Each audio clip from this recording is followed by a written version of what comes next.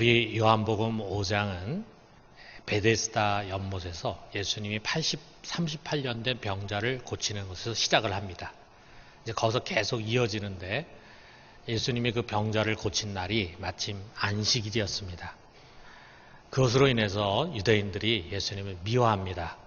그 당시에 유대인들은요, 율법에 많은 계명들이 있었지만 그 중에서도 이 안식일 계명을 마치 율법의 핵심처럼 생각을 했어요. 그래서 안식일을 제대로 지키면 율법을 지키는 것이고, 안식일을 못 지키면 율법을 제대로 지키지 못하는 경건지 못한 사람처럼 생각할 만큼 안식일이 그만큼 중요했다 이거죠.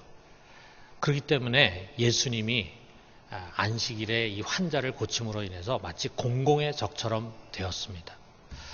이로 인해서 아주 분노와 적개심이 이때뿐 아니라 계속 되고 있는 것을 우리가 느끼는 게, 요한복음 7장에 가서 예수님께서 우리에게 이런 말씀을 주시는데, 7장 23절 하반절에 보니까 내가 안식일에 사람의 전신을 건전하게 한 것으로 너희가 내게 노여워하느냐. 그 분노가 아직도 가시지 않은 것을 예수님 이제 보셨다 이거죠. 자, 그런데 이제는 안식일 문제뿐만이 아니었습니다. 예수님이 왜 안식일에 병자를 고치느냐는 유대인의 말에 이렇게 대답했어요. 7절에 보니까 내 아버지께서 이제까지 일하시니 나도 일한다. 자, 근데 이 예수님의 답변이 또 다른 시험거리가 이제 된 거예요. 예수님의 말씀 보니까 내 아버지께서 이제까지 일하시니 나도 당연히 일해야 된다. 이 말씀이 유대인들에게는 하나님을 친아버지라 하면서 자기를 하나님과 동등됨으로 여긴다. 이렇게 이제 받아들여진 거예요. 이거는 안식일보다 더 심각한 문제였습니다. 하나님과 동등해? 그럼 자기가 하나님이라는 얘기잖아. 이제 이렇게 생각을 하는 거죠. 실로 불경스럽기 짝이 없는 말이었습니다. 그들은 이제 분노를 넘어서서 예수를 죽여야 되겠다 생각을 하게 됐습니다. 자, 여러분, 우리가 그 상황을 잠시 놔두고 우리 성탄 이야기로 한번 들어가 봐요. 여러분, 성탄절에 관련된 이야기를 우리가 이렇게 성경에서 이렇게 읽게 될 때 가장 안타까운 것 중에 하나가, 이제 만삭이 돼가지고 곧 해산이 임박한 마리아가 어디 들어갈 여관이 없었잖아요. 방이 다 꽉꽉 찼습니다. 그래서 할 수 없이 어떻게 했습니까? 한 여관에 마구간에 가서 거기서 그만 몸을 풀었습니다. 거기서 우리 아기 예수가 태어났어요. 그래서 그 마구간의 말구유에 예수님이 누워졌습니다. 이 사실과 오늘 이 이야기를 우리가 오버랩 시켜서 보면은요, 참 예수님께서 자기가 창조하시고 만드신 자기 나라인 자기의 백성들인 이 땅에 오셨는데 그가 머무를 방이 없었더라 이거죠. 그런 것처럼 자기 백성들 가운데 왔지만 그 사람들 속에 받아들일 빈 공간이 없었습니다. 이미 사람들 속에 자기 생각, 고정관념, 전통 이런 것들이 꽉 차다 보니까 예수님께서 전하시는 말씀을 받지 못하는 것입니다. 예수님 당시의 유대인들은요, 이 모세오경을 신주단지처럼 여기면서 그것을 읽고 외웠습니다. 그러나 정말 그 속에서 하나님이 말씀하고자 하는 하나님의 뜻은 깨닫지 못한 채 온갖 율법주의와 전통들에 사로잡혀 있었어요. 여러분, 오늘날도 마찬가지 아니겠어요? 우리 사람들 속이 빈 공간이 아닙니다. 이 속에 이미 자기 생각, 자기 경험, 이 세상에 있는 수많은 가치들, 또 수많은 문화들로 다 꽉 차 있어요. 그런 것들이 마치 성과도 같습니다. 그래서 예수님의 복음이 파고 들어가기에는 너무도 견고한 성들이에요. 시간이 가면서 더 그런 것 같습니다. 이전보다 훨씬 더 복음을 전하고 전도하는 것이 어려운 그런 세대가 됐어요. 사람들이 순전하게 그것을 받아들이지 못합니다. 그것을 받아들일 수 없게끔 만드는 그들 속에 나름의 생각과 사고방식과 삶의 전통이 있다 이거죠. 교회를 다니는 사람들조차도 먹고 마시는 것이 우선이 되고, 사는 것이 우선이 되고, 장사하는 것이 우선이 되고, 재리의 유혹과 세상 근심, 염려 이런 것들이 마음에 꽉 차다 보니까 하나님의 말씀이 그 속에 들어가질 않아요. 와서 예배도 드리고 교회 생활 하는데도 말씀이 들어가질 않아요. 그리고 들어간 말씀이 그 속에 뿌리를 내리지를 못해요. 예수님이 전하고자 하는 그 말씀의 초점을 쉽게 놓칩니다. 자, 그러다 보니까 우리 성경에 있는 말씀이 재미가 없어요. 현실과 동떨어진 이야기처럼 생각이 되고 어렵게 생각이 됩니다. 결국은 예수를 놓치는 것입니다. 혹시 내가 그런 사람이 아닌가? 오늘 이 말씀 앞에서 우리가 한번 우리 자신을 돌아봅시다. 여러분, 이 요한복음이라고 하는 성경의 특징 중에 하나가 뭐냐면은 굉장히 원색적인 용어가 많이 나오는 책입니다. 원색적인 용어라는 게 뭐냐? 자, 이런 거예요. 생명, 영생, 진리, 영, 육신, 피, 심판, 사망, 구원.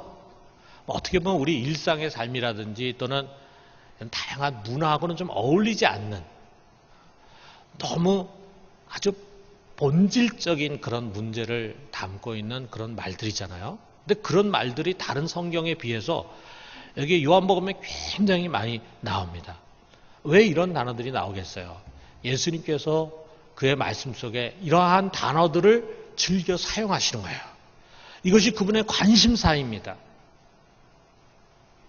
이것이 그의 메시지의 초점이에요.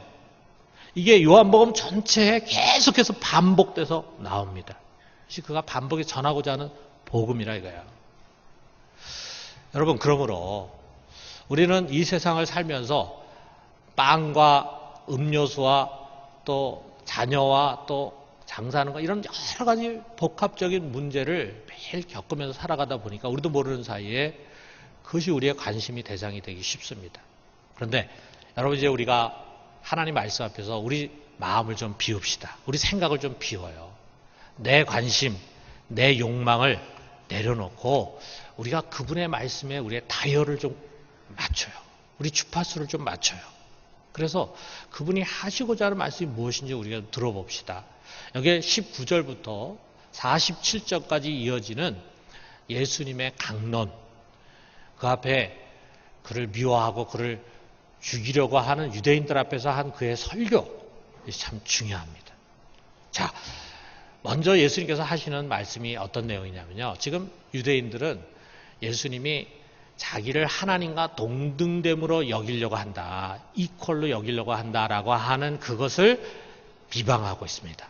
그런데 예수님은 너희들이 지금 오해하고 있는 거다. 내가 어떻게 하나님과 동등한 신이냐? 그건 오해다. 이렇게 변명하려고 하는 것이 아니라 오히려 그들의 생각이 옳다고 하는 것처럼 하나님과 얼마나 밀착되어 있는가라고 하는 것을 말씀하고 있어요. 우리는 여기서 다시 삼위일체의 진리 가운데로 인도를 받습니다. 여러분, 삼위일체, 우리 요한복음은 삼위일체에 관한 언급이 많이 나옵니다.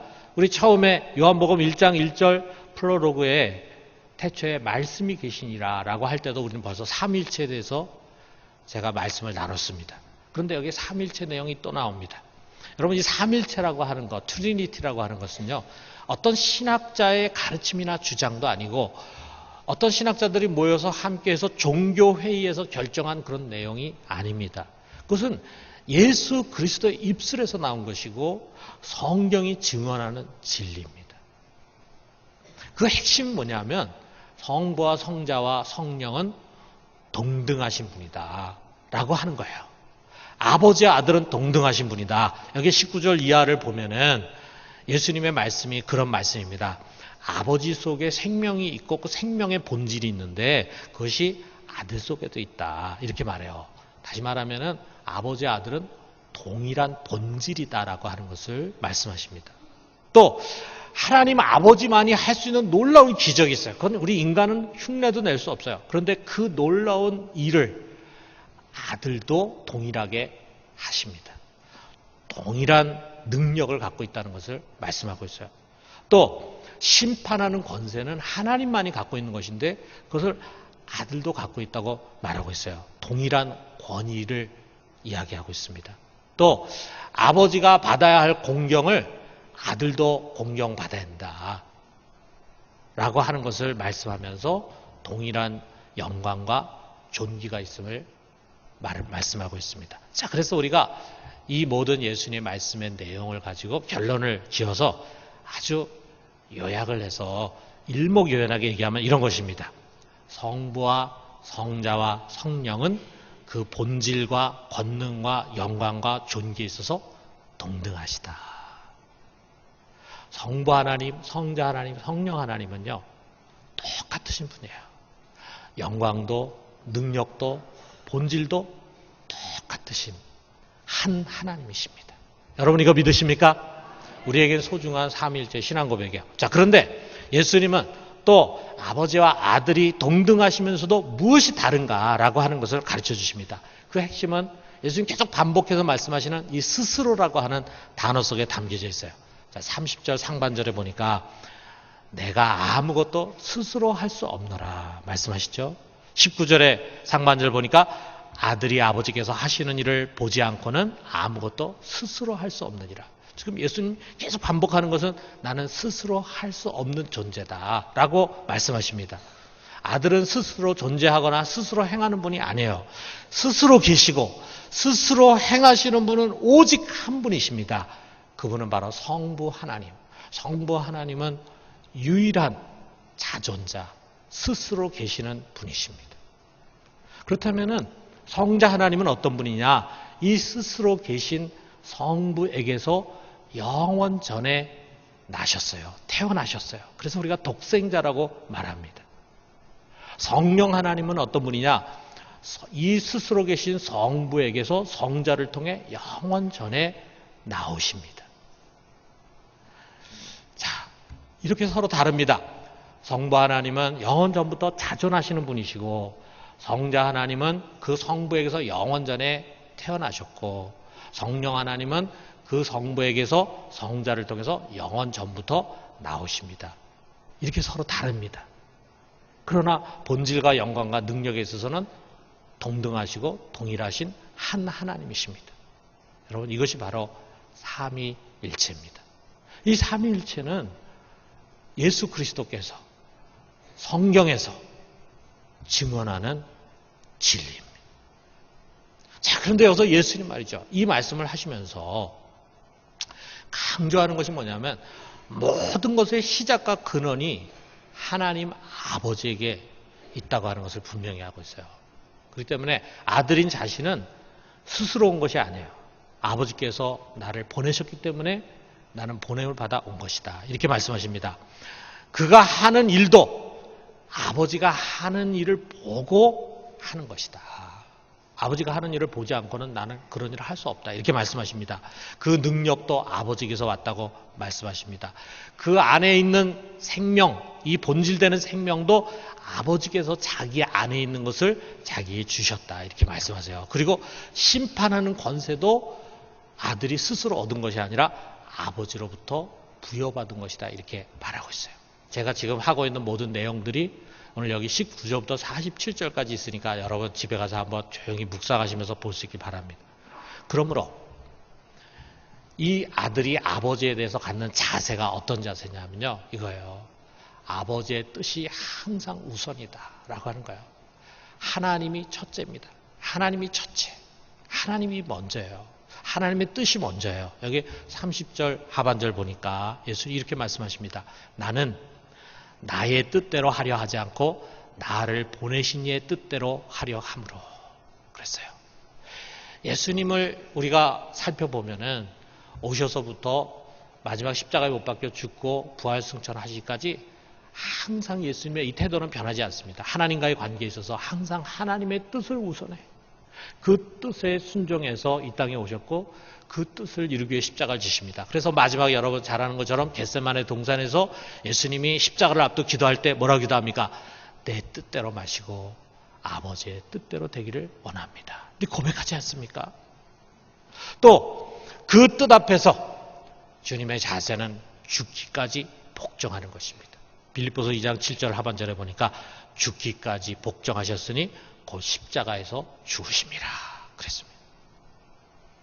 우리 주님은 하나님 아버지가 모든 것의 근원이시기 때문에 그 하나님 아버지의 뜻이 가장 우선이고 그리고 그 뜻을 이루기 위해서는 죽기까지 복종하는 것이 아들의 태도다. 그것은 아들의 태도일 뿐만 아니라 모든 이 세상에 있는 피조물들이 하나님 아버지에 대해서 가져야 할 태도라고 하는 것입니다. 여러분, 우리는 오늘 예수님의 이 자세를 주목해 봐야 합니다. 우리 역시 마찬가지예요. 여러분, 내 뜻이 있어요. 그런데 내 뜻보다도 하나님 뜻이 우선입니다. 그리고 우리는 그 하나님의 뜻을 이루기 위해서 복종하되 죽기까지 복종해야 합니다. 여러분, 이 주님을 본받아서 우리 하나님 아버지께 죽기까지 복종하는 우리 모두가 되기를 주님의 이름으로 축원합니다. 자, 그러면서 우리 주님은요, 하나님께서 자신을 세상에 보내신 가장 중요한 뜻이 있는데 그것을 두 단어로 압축해서 말씀하십니다. 여기 26절에서 27절에 보니까 아버지께서 자기 속에 생명이 있음같이 아들에게도 생명을 주어 그 속에 있게 하셨고 또 인자됨으로 말미암아 심판하는 권한을 주셨느니라. 여기 두 단어가 뭐냐면 심판과 생명이라고 하는 거예요. 그는 세상을 심판하기 위해 오셨습니다. 동시에 세상을 살리기 위해서 오셨습니다. 이것을 우리가 한번 살펴보도록 해요. 첫 번째로 그는 심판의 주로 오셨다라고 하는 거예요. 자, 여러분, 심판이란 말 우리가 평상시에 잘 쓰지 않는데 주로 심판하면은 떠오르는 게 뭐냐면 운동 경기할 때, 축구라든지 야구할 때 거기 보면 심판관이 있잖아요. 그래서 그 심판관이 이제 심판한다 할 때 그 용어를 쓰는데, 그래서 사실은 이 용어를 보다 더 적합하게 우리가 번역한다면 재판이라고 하는 말이 옳습니다. 예수님은 재판하는 분으로 오셨어요. 최후의 심판이 있습니다. 최후의 재판이 있습니다. 하나님이 이 아들에게 그 심판을 하는 권세를 주신 것입니다. 여러분, 우리가 세상에서도 재판이라는 게 뭐 많이 열리지 않습니까? 근데 재판이 어디서 열리느냐? 죄가 있는 데서 재판이 열리게 돼 있어요. 죄가 없으면은 재판이 열릴 이유가 없습니다. 만약에 그런 가정이지만 우리 대한민국에 1년 12달 아무도 죄를 안 짓고 산다라고 하면은 아마 모든 법원이 휴점을 해야 될 겁니다. 재판이 열 이유가 없죠. 죄진 사람이 없는데. 자, 재판은 죄가 있는 곳에서 열리게 됩니다. 그 죄를 사이에 두고 언고와 피고 그리고 변호사와 검사가 서로 공방을 벌이는 거예요. 그리고 마지막에 이제 판사인 재판관이 선고를 합니다. 뭘 선고하냐면 그 피고가 지은 죄의 값을 선고하는 거예요. 그 죄의 값은 사형이나 무기징역 같은 아주 무거운 형벌이 될 수도 있지만 또 가벼운 벌금형으로 끝날 수도 있습니다. 지금 여러분 잘 아는 것처럼 우리나라에는 정말 세계적인 재판이 열리지 않습니까? 탄핵받은 대통령과 또 세계적인 기업, 재벌 총수, 또 국정농단에 연관되어 있는 여러 사람들이 지금 재판을 받고 있어요. 넌 했다 그러고 이쪽에서 안 했다 그러고 하면서 지금 서로 티격태격 합니다. 과연 숨겨진 죄들이 다 드러나고 밝혀질까? 또 마지막 판결은 어떻게 날까? 아마 모든 국민들이 다 궁금해할 것입니다. 자, 마지막 판결. 뭐 여기서 불복하면은 또 상고해가지고 마지막에 대법원에 가서 대법원에서 이제 판결이 나게 되겠죠. 그 판결이란 다름이 아니에요. 죄가 드러날 때 그 죄에 상응하는 벌을 내리는 것입니다. 이 사람이 지은 죄가 적어도 징역 5년 정도는 살아야 된다라고 할 때 징역 5년을 선고하는 거예요. 그게 공의 아니겠어요? 만약에 이 사람이 지은 죄가 징역 1년만 살아도 되는 건데 10년을 선고해. 또 이 사람이 너무 나쁜 짓을 해가지고 적어도 징역 한 20년은 살아야 되는데 징역 1년, 거기다 집행유예 2년 이렇게 만약에 선고한다고 한번 생각해 보세요. 그건 불의한 거잖아요. 그 사람의 지은 죄에 합당하게 거기에 상응하는 그런 형벌을 내리는 그것이 공의입니다. 이런 공의의 근원이 어딜까? 이런 공의의 근원은 이 세상을 친히 만드시고 다스리시는 하나님 아버지가 공의로우신 분이에요. 그 공의가 우리 인간들에게 전달이 돼서 우리가 이 세상 속에서 공의로운 재판을 할 수 있게 되는 것입니다. 자, 공의로우신 하나님은 마지막에 그의 공의로 이 세상을 심판하게 돼 있습니다. 이것이 하나님이 세상을 운영해가는 하나님 세상에 대한 계획, 하나님 세상에 대한 경륜의 마지막에 나오는 아주 중요한 일입니다. 반드시 재판이 열리게 돼 있습니다. 이거 성경의 분명한 메시지예요. 왜 그렇습니까? 이 세상이 죄로 가득 차 있기 때문입니다. 그리고 죄는 반드시 재판하는 것이 하나님의 공의예요. 여기에는 누구도 예외가 없습니다. 최고의 권력자부터 시작해서 평민에 이르기까지 모든 죄를 지은 사람들은 심판의 대상이 되는 것입니다. 그 재판을 하나님은 그의 아들에게 맡기셨어요. 그러나 그 아들의 판결은 가장 공의롭게 될 것입니다. 왜냐하면 공의로우신 하나님을 따라서 재판하기 때문이에요. 여기 30절에 예수님이 그렇게 말씀하십니다. 내가 아무것도 스스로 할 수 없노라. 듣는 대로 심판하노니 나는 나의 뜻대로 하려 하지 않고 나를 보내신 이의 뜻대로 하려 함으로 내 심판은 의로우니라. 내 뜻대로가 아니라 공의로우신 하나님 아버지의 뜻대로 심판하기 때문에 나의 심판은 공의로운 심판이 된다. 이렇게 말씀하십니다. 여러분이나 저나 우리 순서에 따라서 우리도 심판대에 오르는 날이 올 것입니다. 거기서는 우리가 지은 죄를 숨길 수가 없어요. 우리 세상에서는 우리가 그걸 숨길 수 있죠. 내가 죽을 때까지 내 입이 열지 않고 내가 이야기하지 않으면은 그 죄가 숨겨질 것들이 많이 있을 것입니다. 그러나 그 재판석 앞에서는 어림도 없습니다. 여러분 지금 재판을 받고 있는 사람들 보세요. 아마도 자기가 이런 재판을 받을 것이라는 거 상상도 못했을 것입니다. 자기의 권력으로 모든 것이 다 은폐되라 생각했기 때문에 해서는 안 되는 일들도 마음껏 한 거예요. 그러나 여러분 숨겨졌던 죄들이 하나씩 하나씩 다 드러나지 않습니까? 다 드러납니다. 세상 재판에도 그런데 하물며 우리 하나님 앞에서 있게 될 최후의 심판에서야 오죽하겠습니까? 여러분 그 심판대 앞에 우리가 서게 될 때는요, 우리의 모든 것들이 다 밝아지게 될 것입니다. 모든 죄들이 다 낱낱이 드러나면서 최후에 거기에 상응하는 판결이 내려질 것입니다. 어떤 형벌입니까? 감당할 수 없는 형벌입니다. 말로서는 표현할 수 없는 형벌입니다. 너무도 감당할 수 없는 두려운 형벌이라는 사실을 여러분은 잊어서는 안 됩니다. 그 심판의 시간이 여러분과 내 앞에 차곡차곡 다가오고 있는 것을 여러분 잊어서는 안 됩니다. 여러분 주님께서 주시는 이 심판의 경고에 귀를 기울일 수 있기를 주님의 이름으로 축원합니다. 두 번째로는 생명의 주로 오셨어요. 어떤 한 판사가 있는데 이 판사가 재판을 하는 과정에서 어떤 피고인을 놓고 재판을 하게 되는데 그 피고인이 자기 옛날에 너무나 친했던 친구예요. 그런데 자기가 정말 객관적으로 이 재판의 과정을 볼 때 이 친구가 분명히 죄가 있어요. 그는 아주 공의롭고 엄정한 판사입니다. 그래서 비록 자기 친구지만 사심 없이 그는 벌금형을 선고했어요. 500만 원 벌금형을 선고했습니다. 자, 이렇게 최종 판결이 내려지니까 이 친구가 그만 고개를 떨궜습니다. 왜? 그 벌금을 낼 능력이 없거든요. 벌금 낼 능력이 없으면 노역형을 이제 살아야 되는 거죠.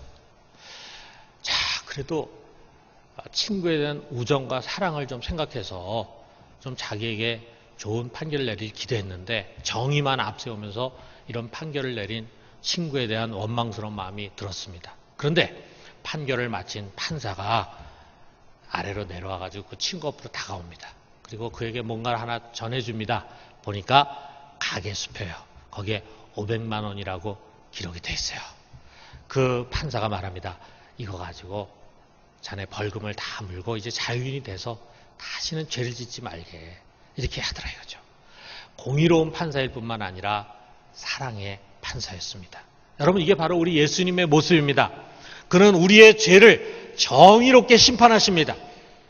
조금 더 봐주거나 또는 대충 넘어가는 것이 없이 아주 정확하고 정의롭게 심판할 때 우리가 받을 죄의 값은 사형입니다. 사형. 우리는 그 죄로 인해서 다 멸망을 당해야 합니다. 그런데 그러면서 동시에 주님은 우리의 그 죄값을 대신 지불한 거예요. 그래서 그 죄값으로 그가 대신 사형을 당했습니다. 우리가 당할 형벌과 저주를 그가 십자가에서 대신 다 당하셨어요. 그러면서 우리에게는 살 수 있는 생명의 길을 열어주셨습니다. 여러분 이것이 바로 그분이 하신 일입니다. 또한 그를 보내신 하나님께서 하신 일입니다. 아들에게 심판의 권세를 주셨을 뿐만 아니라 자기 안에 있는 생명을 주셨어요. 그 생명은 영원한 생명입니다. 여러분과 내가 갖고 있는 이런 생명이 아닙니다. 지금 우리가 갖고 있는 이 생명은 언젠가 죽음에 의해서 굴복할 수밖에 없는 그런 생명이에요. 그러나 하나님 안에, 그리고 그의 아들 예수 그리스도 안에 있는 그 생명은 죽음이 결코 이길 수 없는 생명, 결코 죽지 않고 쇠하지 않고 영원히 사는 그 생명입니다. 우리 주님은 자기 속에 있는 이 생명을 우리 모두에게 나눠주기를 원하십니다. 그것을 나눠주기 위해서 가로막혀 있는 죄의 문제를 해결하기 위해 그가 십자가를 지시고 우리의 형벌을 대신 당하신 것입니다. 여러분, 그분 안에 있는 생명을 우리 안에 담기 위해서 우리가 할 것은 다른 것이 아무것도 없어요. 그것을 우리 안에 담는 일이 바로 믿음입니다. 믿음. 우리는 믿음이라고 하는 통로를 통해서 그 생명을 받을 수가 있어요. 이 믿음이라고 하는 통로를 그 안에 꽂기만 하면은 예수님 안에 있는 그 생명이 우리 속으로 자연히 흘러들어오게 됩니다. 여러분, 그 말씀이 바로 24절에 있는 말씀이에요. 자, 이 말씀 아주 중요한 말씀이니까 우리 같이 한번 읽어봅시다.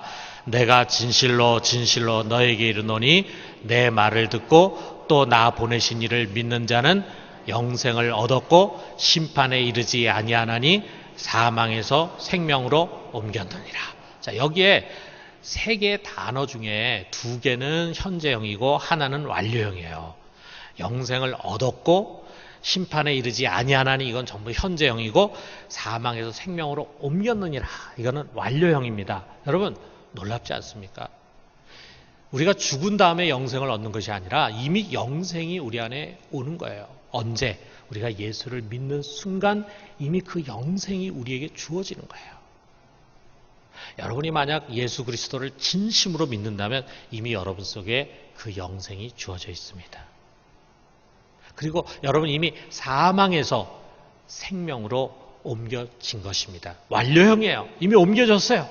그렇기 때문에 이제 또다시 심판대 앞에 설 필요가 없는 거예요. 여러분, 이 말씀 우리가 잘 생각해 봐요. 내가 예수 그리스도를 믿고 영접할 때 어떤 일이 일어납니까? 내가 그냥 단순히 크리스찬이 되는 거 아닙니다. 내가 옛날엔 교회 교인이 아니었는데 이제는 내가 교인이 됐다. 이 정도가 아닙니다. 내 모든 죄가 용서받고 내 영이, 죽은 영이 살아나는 거예요.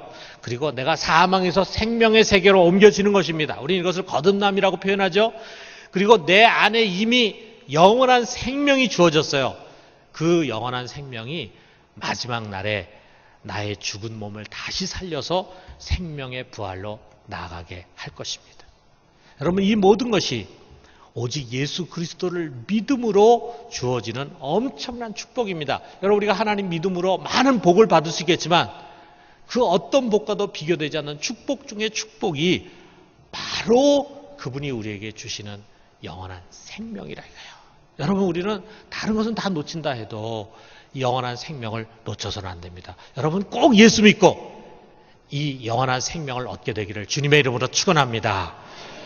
우리 마지막에 예수님께서 이 강론 속에서 유대인에 대한 책망을 하시면서 끝이 나는데 그 유대인에 대한 책망을 우리가 좀 귀 기울 필요가 있어요. 여기 37절에 보니까 너희가 성경에서 영생을 얻을 줄 생각하고 성경을 연구하거니와 이 성경이 곧 내게 대하여 증언하는 것이니라. 본래 유대인들도 영생에 관심이 많았다 이거죠. 그래서 그들은 영생을 어떻게 하면 얻을 수 있을까 해가지고 부지런히 구약성경, 여기 성경 구약성경이죠. 구약성경을 읽었습니다. 그런데 그 구약성경이 누구를 증거하냐면 예수 그리스도를 증거하는 책이거든요. 그 성경이 증거하는 예수 그리스도, 영생이신 예수를 오히려 영생을 얻겠다고 했던 그들이 거부하고 대적을 합니다. 왜 이런 모순되는 일이 일어나고 있습니까? 그 이유를 예수님 설명합니다. 40절에서 42절에 보니까 그러나 너희가 영생을 얻기 위하여 내게 오기를 원하지 아니하는도다. 나는 사람에게서 영광을 취하지 아니하노라. 다만 하나님을 사랑하는 것이 너희 속에 없음을 알았노라. 자, 유대인들은 영생을 말하지만 정작 그들이 추구하는 것은 사람의 영광이에요. 세상 영광이에요. 예수님이 이것을 보고 계신 거예요. 여러분, 성경에 부자 청년 얘기 나오잖아요. 어느 날 이 부자 청년이 예수님 앞으로 나왔습니다. 그리고 와서 그가 이런 질문을 합니다. 주여, 내가 어찌해야 영생을 얻겠나이까? 참 기특한 질문하지 않습니까? 이 질문하는 그 사람이 참 진지하고 영적인 사람으로 보이지 않습니까? 그런데 이렇게 질문하지만 그 사람은 영생보다는 자신이 갖고 있는 재물을 더 귀하게 여기는 사람이었어요. 영생은 그저 종교적인 액세서리에 불과했습니다. 유대인들이 바로 그런 사람들입니다. 그들은 영생보다도 사람의 영광을 앞세워 그렇기 때문에 영생을 주려고 하는 하나님을 사랑하지 않습니다. 좋아하지 않습니다. 그들은 전혀 영적이지 않은 것입니다. 여러분, 한번 우리 자신을 돌아봐요. 영생에 관한 이야기를 수없이 듣습니다. 그런데 쉽게 다른 쪽으로 흘러버리고 마는 것이 우리들의 모습이에요. 엄밀한 의미에서는 영생에 관심 없어요. 그 죽은 뒤의 세상일 뿐이에요.